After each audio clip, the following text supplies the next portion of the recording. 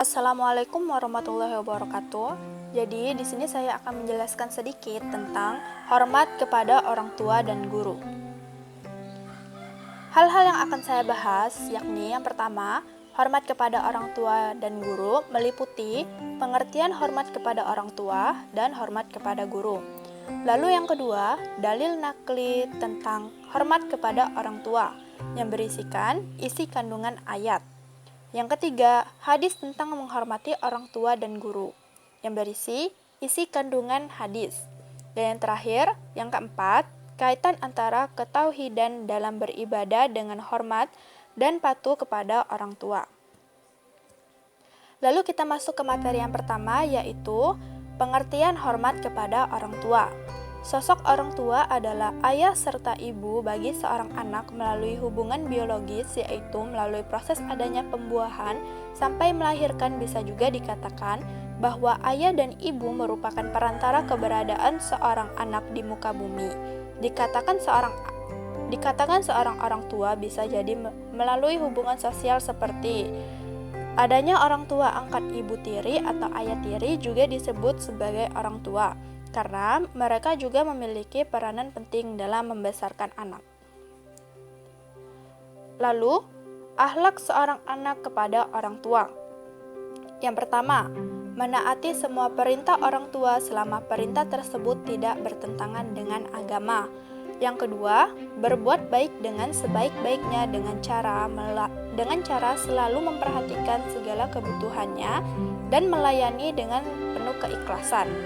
Yang ketiga, mencintai dengan sepenuh hati dan merendahkan diri kepada keduanya, baik dalam perkataan maupun dalam perilaku, dan senantiasa diiringi perasaan cinta. Yang keempat, sering berkomunikasi dengan orang tua dengan penuh khidmat dan bijaksana dan selalu mendoakan akan keselamatan orang tua. Yang keenam, berbakti secara sempurna dan berbuat yang terbaik bagi orang tua dengan tulus ikhlas serta sayangi dan hormati kedua orang tua sepenuh hati. Dan yang ketujuh, pilihlah kata-kata yang baik serta berkomunikasi dengan kedua orang tua. Jauhi perkataan dan sikap yang dapat menyinggung perasaan orang tua, serta menjaga dan membela orang tua dari segala sesuatu yang dapat menyakiti dan membahayakan mereka. Lalu yang kedua, hormat kepada guru. Hormat kepada guru. Seorang guru adalah semua orang yang pernah memberikan dan mengajarkan ilmu dan mengarahkan untuk selalu berbuat kebaikan. Sosok guru tidak kalah pentingnya dengan orang tua, karena melalui peran guru, seseorang bisa memiliki ilmu sebagai bekal hidup di dunia dan akhirat.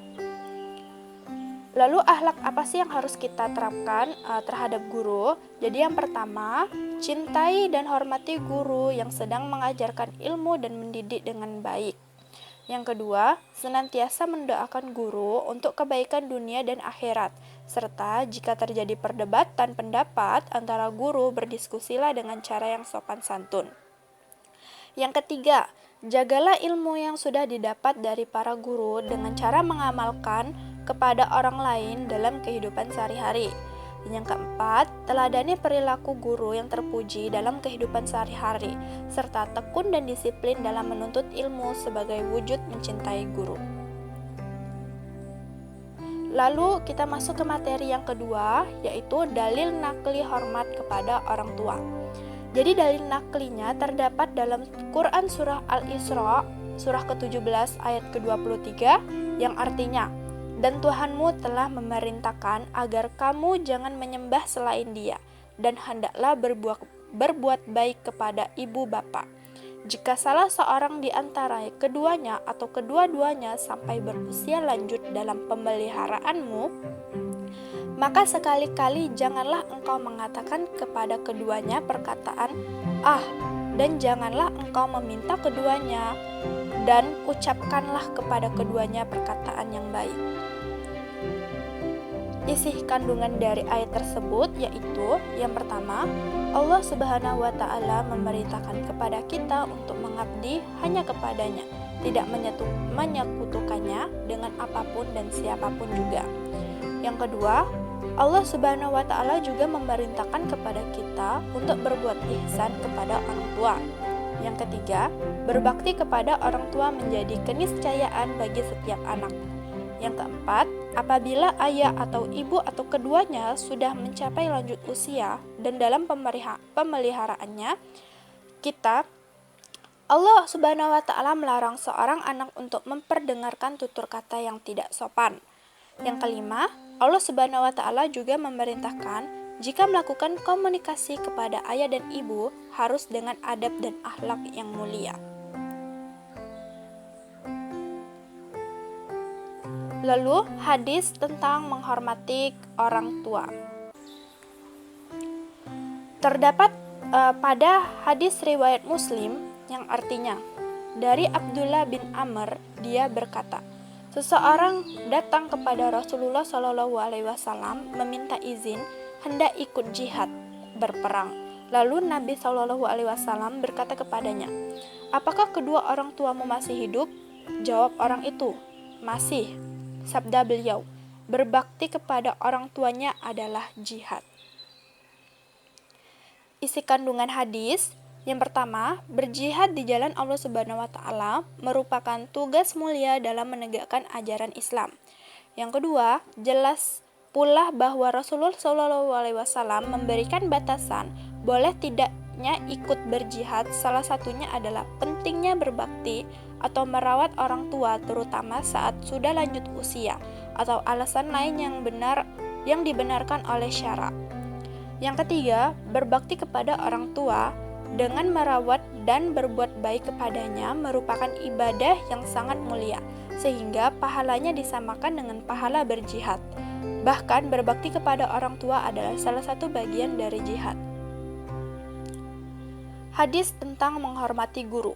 Terdapat pada hadis riwayat Tirmizi yang artinya, dari Abu Umamah al-Bahili ia berkata, dua orang disebutkan di sisi Rasulullah SAW, salah seorang menjadi ahli ibadah dan yang lainnya seorang yang berilmu. Kemudian Rasulullah SAW bersabda, keutamaan seorang alim dari seorang abid seperti keutamaanku dari orang yang paling rendah di antara kalian. Kemudian beliau melanjutkan sabdanya, sesungguhnya Allah, malaikatnya, serta penduduk langit dan bumi, bahkan semut yang ada di dalam sarangnya, sampai ikan paus, mereka akan mendoakan untuk guru yang mengajar kebaikan kepada manusia.